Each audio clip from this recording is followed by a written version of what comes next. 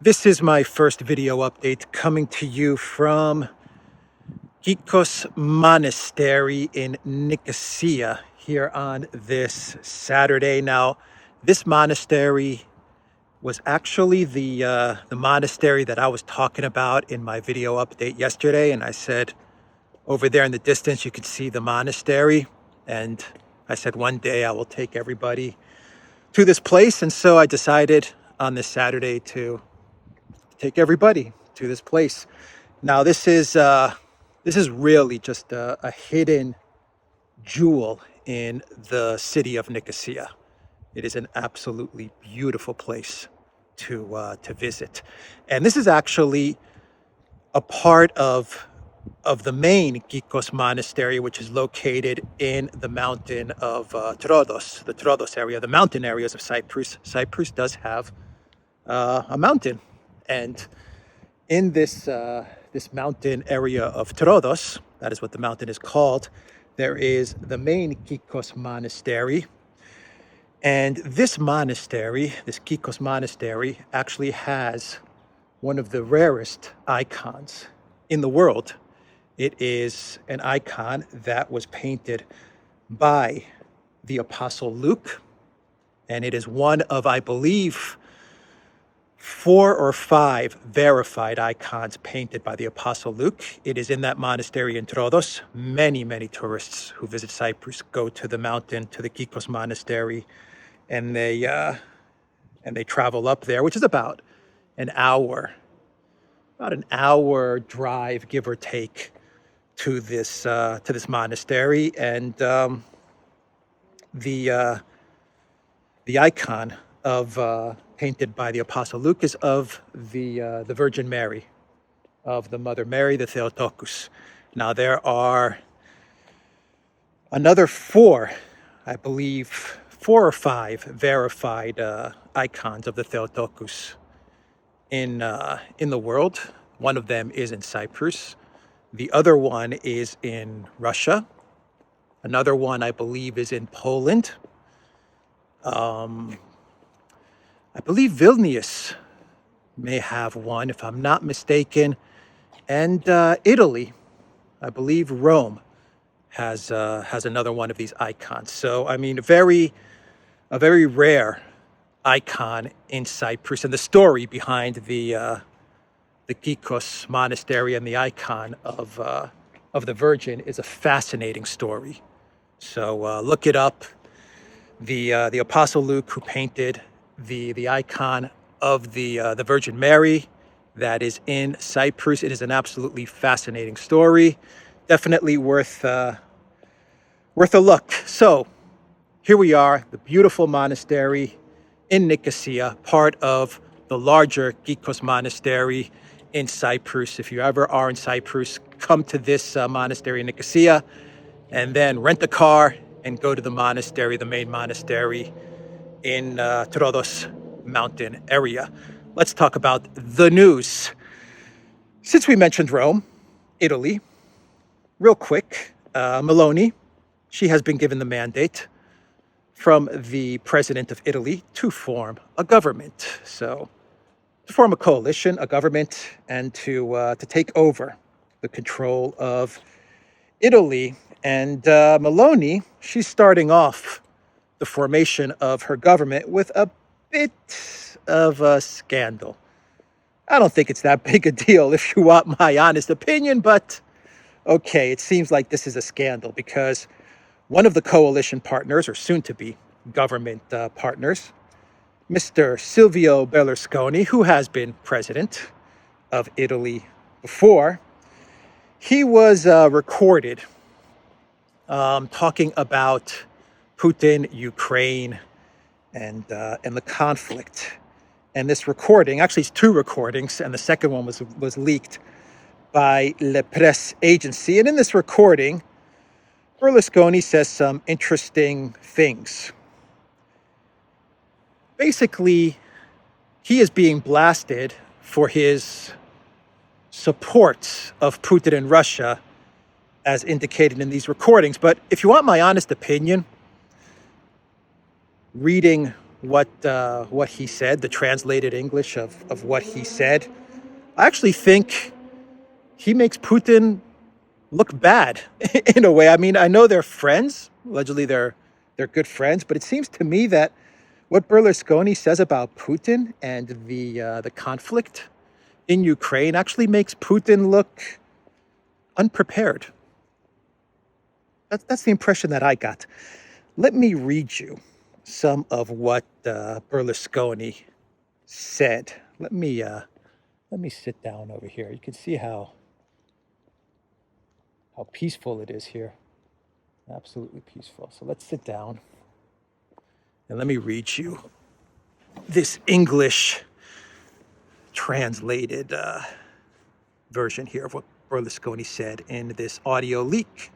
In the audio, Berlusconi can be heard calling the Russian president an old friend while blaming Ukraine's Zelensky for provoking the current conflict by tripling the attacks against pro-Russian separatists in Donbass in reference to the conflict that raged there since 2014. Quote, "The republics of the Donbass eventually sent a delegation to Moscow and told Putin, 'Please defend us,' the ex-prime minister said.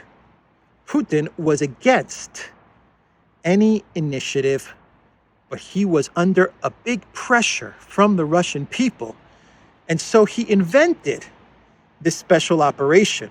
The plan was that his troops had to enter Ukraine, overthrow Zelensky, and replace him with a government formed by a Ukrainian minority, formed by honest, sensible people." Okay, let me stop there. This statement attributed to Berlusconi makes it appear like Putin was forced to go into Ukraine by the officials in Donbass, in Lugansk and Donetsk. It makes it seem like Putin was not prepared to do anything. He didn't want to do anything. And along came the leaders of Donetsk and Lugansk, and they told him, "Go into Ukraine." And then Putin, not wanting to go into Ukraine, felt so pressured by the leaders of Donetsk and Lugansk, and then saw Russian public opinion. He saw Russian public opinion, and he decided, okay, why not? Let's go in there. That's what this statement says. That's what it makes it look like. Putin was against any initiative, but he was under big pressure from the Russian people, and so he invented this special military operation. This is after a delegation from Donbass came to visit him. And this actually makes Putin look kind of weakened and worried and scared about public opinion and polling numbers and stuff like that. I don't understand why people are upset with Berlusconi, like why the collective West is upset with Berlusconi about this. If anything, they should be happy about this statement that he made. Anyway, let me read on. Berlusconi added, and this is coming from a translation from The Guardian. Berlusconi added that when the Russian military invaded Ukraine, they were faced with a situation Putin could not have predicted of resistance from the Ukrainians, who started receiving money and weapons from the West. And the special operation became a 200-year war.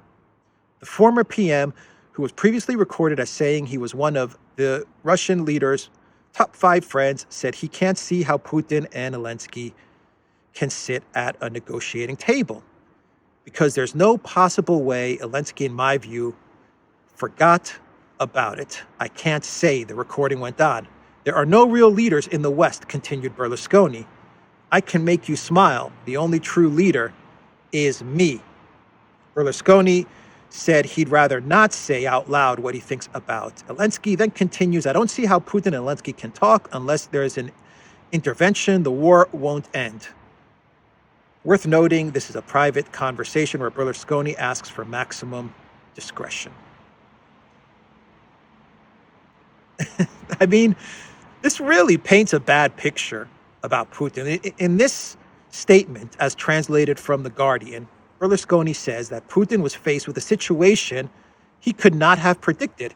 Once again, it makes it look like Putin went into this completely unprepared. He had no idea what was going to happen. He just kind of rolled the dice, didn't think about it, wasn't prepared about it, felt pressured by the Donbass leaders, felt pressured by polling numbers, and he said, let's just do this. And he employed the hope strategy. I talk about the hope strategy. This makes it look like Putin employed the hope strategy. Let's go into Ukraine. Let's hope that I can get some sort of minority government, as Berlusconi calls it, a friendly minority government. Let's hope that I can get something like that in place, and let's just hope that it all works out. Does that sound like Putin to you? It doesn't sound like Putin to me. It kind of discounts the 9 years of preparation that Russia undertook, economic preparation that Russia undertook, understanding that when that day would come, the collective West would try to destroy the Russian economy and Russian society. And so, Russia was preparing for 8 years to make their economy sanctions proof. And kind of discounts all of that. It discounts probably the 8 years of military preparation and planning that Russia undertook for when that day would arrive. So this statement from Berlusconi, look, I agree with the fact that Berlusconi says that there is no way Zelensky and Putin can negotiate. That I agree with. Zelensky isn't the one calling the shots, so how can you negotiate with someone that's not calling the shots? I think Berlusconi also talked about the Minsk Accords and how the collective West didn't follow the Minsk Accords. That's also true. But the rest of his statement is really not that flattering for Putin. It paints a picture of a Russian leader who just doesn't think things through and just kind of works off of polling numbers and pressure from Donbass administrators. I mean, do you think that Putin could actually get pressured by by this delegation, as Berlusconi puts it, from Donetsk and Lugansk? Do you think they can actually pressure Putin to make such a huge decision? Doesn't sound right. Anyway, Meloni, she's upset about this recording. She wants Berlusconi to keep his mouth shut. The Forza Italia party of Berlusconi, they're also trying to walk back his comments. And you have this mini scandal, which is hitting the Meloni government, or soon-to-be government. I don't think it's that big of a deal. I understand Meloni's position. She's going to be leading Italy. Italy is pro-West, pro-US, pro-NATO. That'll never change, nor will the US ever allow Italy to change that stance. And right before you're about to form a coalition government, you don't want any type of scandals, coming through right at the early days. But this is really not a scandal. If anything, this actually makes Putin not look so good. So I don't understand why they're all upset with Berlusconi on this one. That's just my take on it. That's how I read his comments. Not a big deal, but I guess if you say anything that deviates from the approved narrative, even the slightest deviation, like they should have followed the Minsk Accords or something like that, even the slightest deviation means that you're you're in big trouble. I guess that's the way this thing works. You have to follow the script, like really follow the script word for word. So that is what is going on in Italy. Let's see how Meloni governs. Let's see what she does. Salvini, I think, was appointed the Minister of Transportation, if I'm not mistaken. Salvini has also good relations with Russia and with Putin. So I don't think this is anything to really harp on, if you want my opinion. Maybe the media, they'll sit on this because they want to ruin the coalition of Meloni. They want to kind of knock her down before she gets started. But To me, this is a nothing burger. But the media, well, they can take a nothing burger and turn it into a big fat burger. But let's talk about China real quick. China, they remember the coups, the coup news about Xi Jinping, like about 2 weeks ago, that there was a coup underway and Xi Jinping was on his way out. Well, the Congress, they have convened and they have elected Xi Jinping to a third 5-year term as head of the Chinese Communist Party. So much for the coup talk. That was fake news. And since we're on the subject of China, well, the European Union, not satisfied with sanctions against Russia and the effects of sanctions, the EU, after convening the past couple of days, they have decided that their number one priority now is to reduce Europe's dependence on China in the technological field and in the import of resources.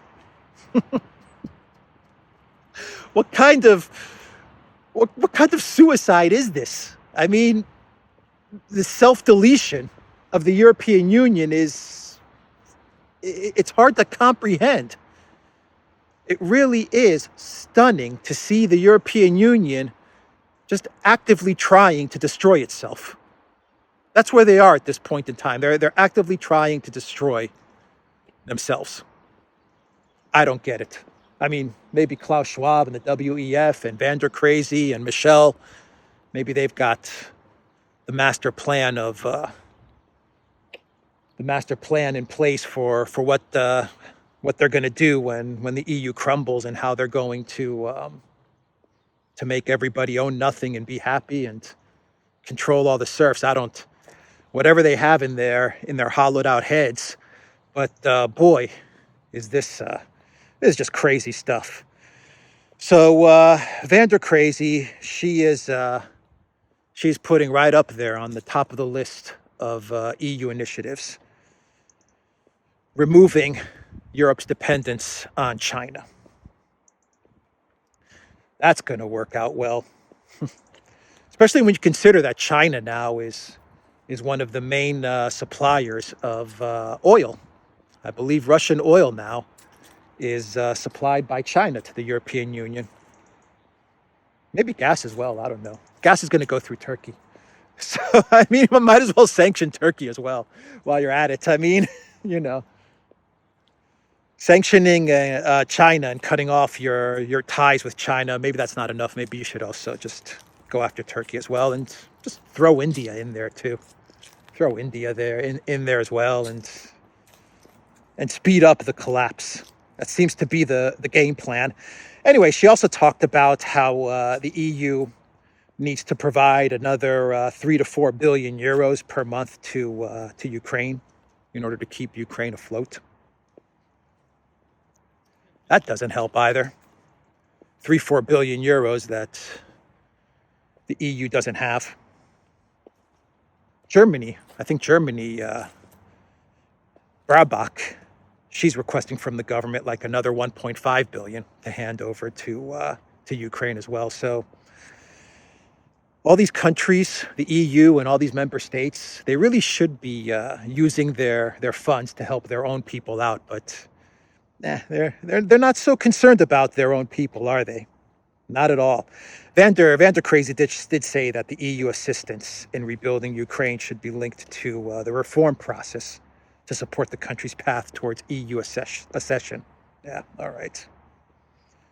They've still got this Ukraine EU accession dream in their heads. The EU has already given 18 billion euros of financial assistance to Ukraine. That's just financial assistance. We're not talking weapons and everything else.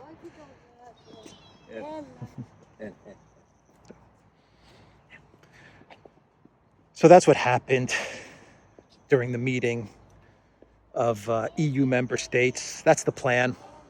Going forward, it's cutting off ties with China, giving whatever money you have left to Ukraine.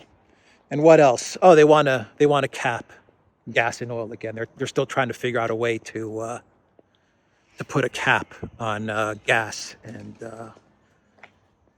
oil. They're still stuck on that. They can't quite agree on the capping of gas thing yet.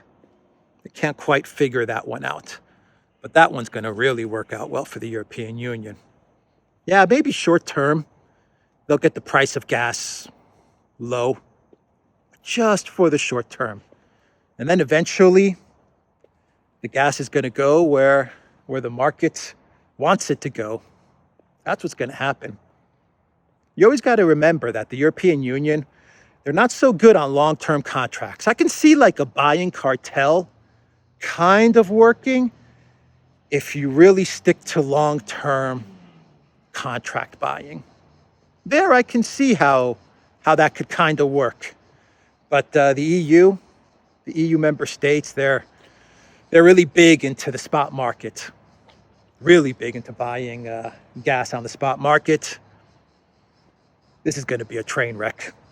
This is going to be an absolute train wreck, but, you know, it seems like train wreck is the name of the game when it comes to Vander Crazy. Let's, should we talk about Ukraine? Should we shift gears and talk about Ukraine? Viktor Orban. So Viktor Orban, just to stay on this subject a little bit longer, he came out with a statement, and I think he kind of sums up the situation well. He told he was addressing it to the European Union. He said, they tell me that Russian gas is bad. Okay, this is Orban speaking. They tell me we should stop buying it. But nobody tells us how to replace Russian gas. Not in 5 years, but tomorrow. We need to run our economy. It's as simple as that. Okay, Russian gas is bad. Accepted. We can't buy Russian gas. Accepted. Where do we get our gas? I don't know, Victor. I just don't know. I mean, this is where we are. This is where we are. This is not living in reality. This is living in fantasy land. You want to talk about hope strategy? This is hope strategy at its finest. This is hope strategy. Get rid of the Russian gas. Stop buying the Russian gas. Putin is evil. Russian gas is evil. And by the way, if we're getting gas from any other countries or oil from China or India or anywhere else, let's cut off that as well. Well, then where are we supposed to get our gas and our oil? I don't know. I have no idea. No clue there. So there are a lot of EU countries that are pushing back on all of these latest sanctions, policies, and packages that the EU is trying to cook up. Since we're talking about oil, Greece, the Greek shippers, well, they don't want any sanctions on Russian oil because shipping Russian oil outside of the EU is something that the Greek shippers are making quite a lot of money from, and the plan is to sanction all of the transport of Russian oil to even countries outside of the European Union. And well, the Greek shippers, they're like, we're not going to have any of that. Then you have sanctioning of Russian uranium, for which the French, who kind of need that uranium for their nuclear energy, they're saying, I don't think that's such a good idea. And then you have titanium. Airbus, even Boeing, they're kind of like, don't touch titanium. You have Belgium. They're trying to sanction at least something like, I think they're trying to sanction diamonds with regards to Russia. And Belgium's like, don't sanction that. I'm still trying to figure out what's the connection between Belgium and diamonds. Let me see if I can pull it up real quick. Yeah, here we go. Belgium did not ban the import of Russian diamonds since the ban would harm Antwerp more than Moscow. Russia exports jewelry worth $1.8 billion to Belgium. which is 11% of all jewelry imports into the country. So even diamonds. So the EU is running into all kinds of problems, trying to figure out how to sanction whatever is left to sanction of Russia. Let's talk about Ukraine now. Since we're talking about Russia, let's shift gears and shift focus and talk about the conflict in Ukraine. And I've got two stories here that we need to discuss. One is from the New York Times. Another is from CBS. Let's walk into the monastery. Let's give a look. So let's talk about the story from, how about the New York Times? Let's do the New York Times first. So the New York Times ran a story a couple of days ago, and the title was U.S. Sees Opportunity for Ukraine to Capitalize on Russian Weakness. And this article makes the case for, wow, it's beautiful, for more U.S. NATO military intervention. Let's just take a couple of minutes break before I get into this story, so you can see how beautiful it is here, how peaceful it is.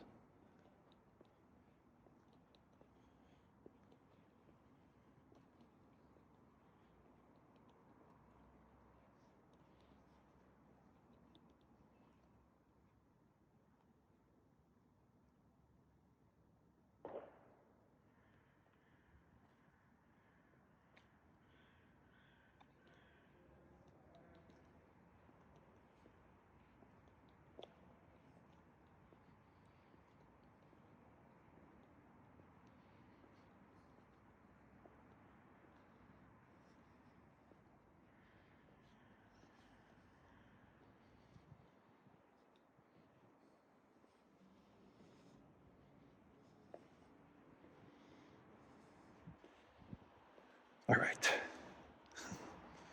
let's get into this story now. Let me read you a few paragraphs from this article from the NYT.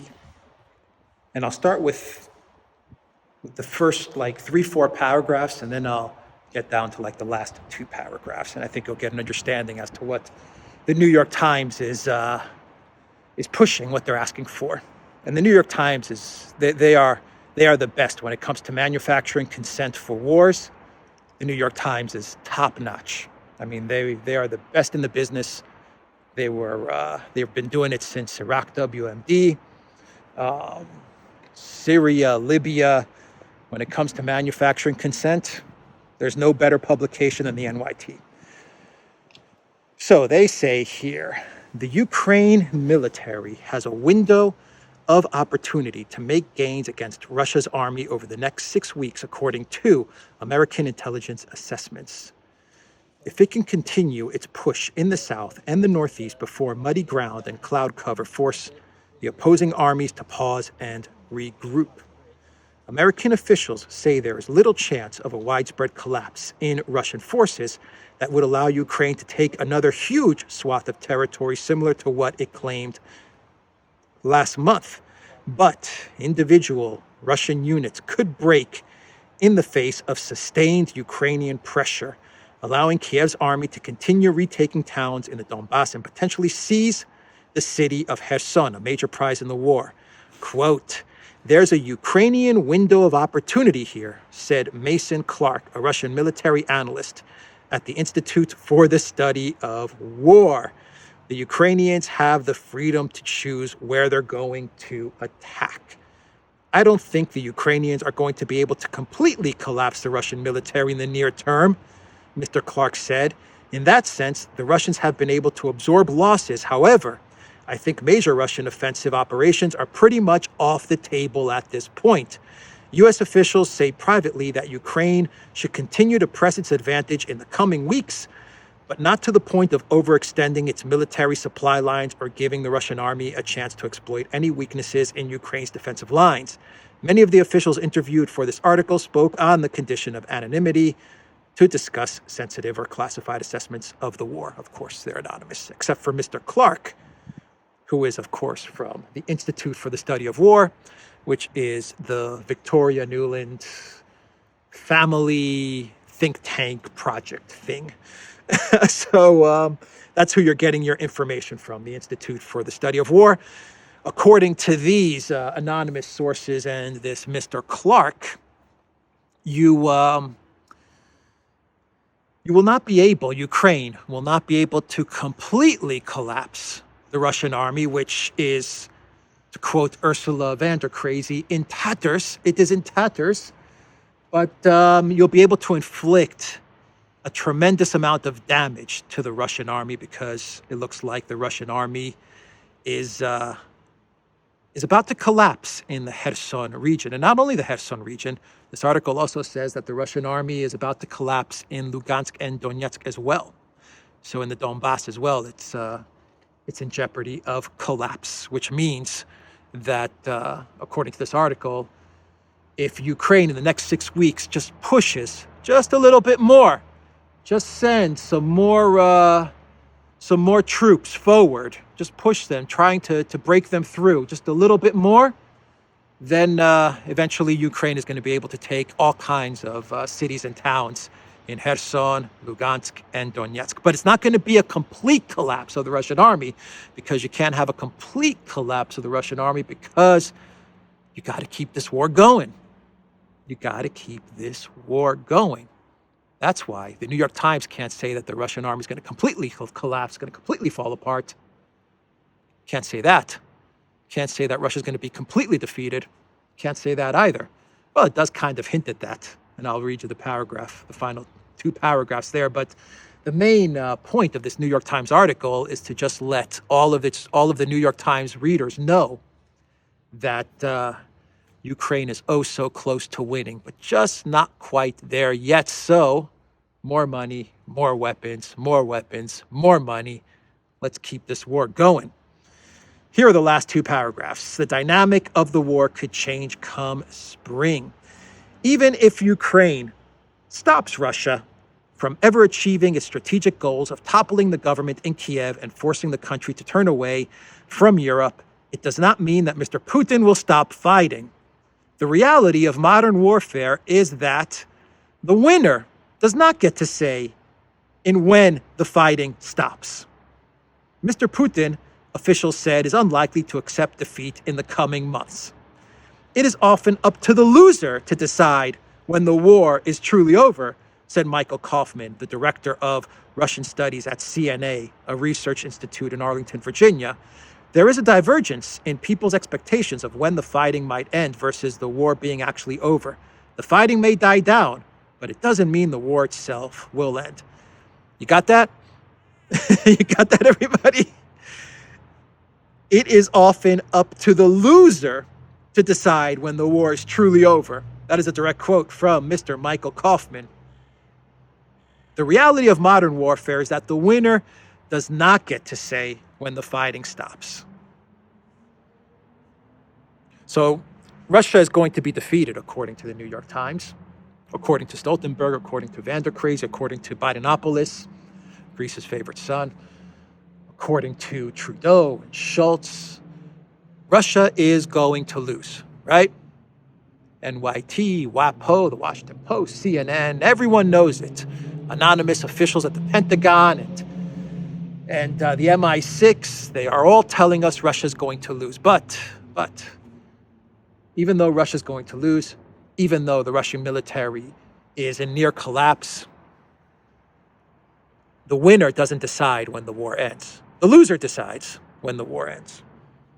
So the war is going to continue, which is why the Congress has to get another $50 billion in money approved for Ukraine. And this is why the EU has to send another 18 billion or 3 or 4 billion every month to Ukraine as well. And why Germany needs to send another 1.5 billion to Ukraine, because even though Ukraine is going to win, and even though Ukraine is winning, in today's modern warfare, it's the loser that decides when the war ends. You see, the loser, they're the ones that dictate how things move. It's just part of modern warfare. That's just how modern warfare is done nowadays. The loser is actually the winner, and the winner is actually the loser. So something like that. Anyway, let's get to an article from CBS. Let's talk about this article from CBS, because this article from CBS talks about mission creep. And I think it's kind of letting the American people know that as Russia, let me see if I can explain this correctly. This article is telling the American people that as Russia's losing, and it's the loser that decides the pace of the war, well, NATO is going to have to intervene, because the loser is not going to want the war to end, and the loser may actually strike out at NATO, and so NATO has to come into the conflict. And in this instance, we're talking about U.S. military ready to enter Ukraine, because that's what you do when Russia's losing. The title of this article says, "Elite U.S. unit ready to fight in Ukraine if conflict escalates." The U.S. Army 101st Airborne Division would not hesitate to enter Ukraine should a conflict break out between Russia and NATO, CBS News reported on Friday, citing the unit's military commanders. The elite division is currently conducting war games in Romania, close to the NATO country's border with Ukraine. The unit's commanders told CBS that they would be prepared to cross into Ukraine if the fighting escalates, without elaborating what that would entail, or if NATO were to come under attack. They highlighted that their current deployment in Europe, the first since World War II, is to defend NATO territory. Quote, "We're ready to defend every inch of NATO's soil," Deputy Commander Brigadier General John Lubis told the news network. If Russia continues to lose, then NATO's going to have to enter Ukraine. I guess that's the message. Meanwhile, and I hope everyone senses my tone as I'm reading all of this propaganda here. Meanwhile, as of this morning, getting serious now, the Russian military, they have been striking out at all of the substations in the electric substations in Ukraine. And I'm thinking of pulling up a list of the cities that they've hit the electric substations this morning. And I mean just hammering away at the electric grid and just taking out the substations. But I now realize that for me to read you a list is just every city in Ukraine. Kiev, Chernihiv, Zhytomyr, Cherkasy, Odessa, Lviv. I mean, it's just Vinnytsia, every city. This morning, even up to right now, as I'm filming this video, Russia has just been demolishing all of the electric grid and the substations in Ukraine, because that's I guess that's how losing is done, according to the New York Times and CBS News. Should we do a clown world to wrap this up? I don't think I have any other stories here. Oh, by the way, during that meeting, the EU meeting, they're now talking about how to seize all of those frozen Russian assets. The European Union is now trying to figure out ways to get those Russian assets.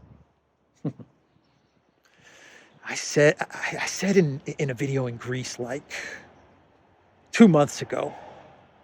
Actually, I think I was at the Russian Orthodox Church in Athens when I talked about this, how there's, billions and billions of Russian assets which are frozen, and the EU and the United States, they just can't figure out how to bend the law, how to twist the law so that they can get their hands on this on this money and on these seized assets and all of these things. And it looks like they're starting to just get really frustrated at this fact that they can't get to these assets legally. So it looks like the European Union, the EU Commission, is going to step in, and they're just going to kind of overrule everybody and say, you know what, let's just grab these assets and let's say that we're going to give this over to, the assets are going to be given over to Ukraine in the reconstruction of Ukraine, right?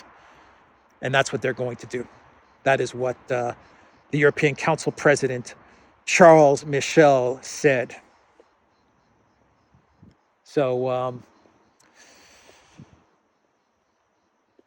those Russian assets, they are going to make some people very, very wealthy, like uber wealthy. That's for sure. And don't expect any of those assets to go to the reconstruction of Ukraine.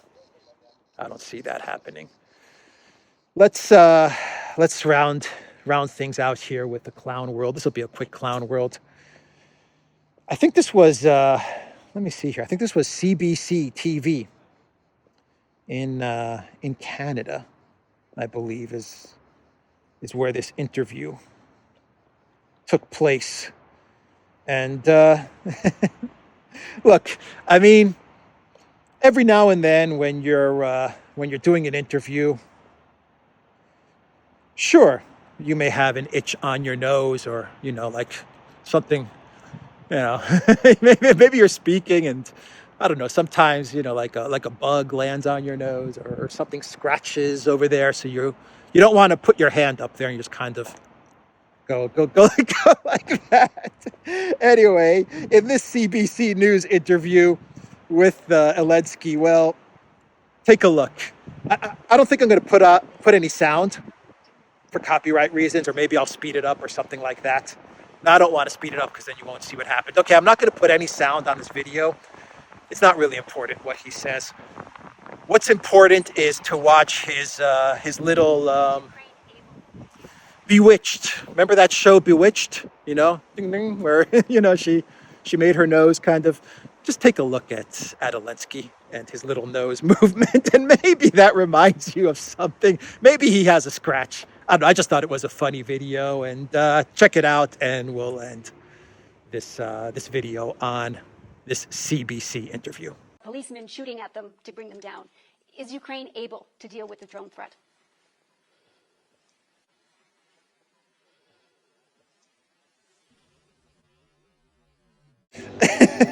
Anyway, that's the video, everybody, coming to you from beautiful Kikos Monastery in Nicosia, Cyprus. If you ever come to Cyprus, just walk around here for an hour or two and relax and enjoy the peace and the silence. And then make your way to Troodos Mountain, to the main Kikos Monastery, and miracles up there. That's what happens up there. That's the video, guys. The Duran.locals.com, Rockfin, Telegram, ODYSEE, BitChute, Rumble, and Duran Shop. 10%. Use the code Good Day. This is my Duran Canada shirt. Since I ended this video on a CBC interview, today's shirt is with the flag of Canada. Take care.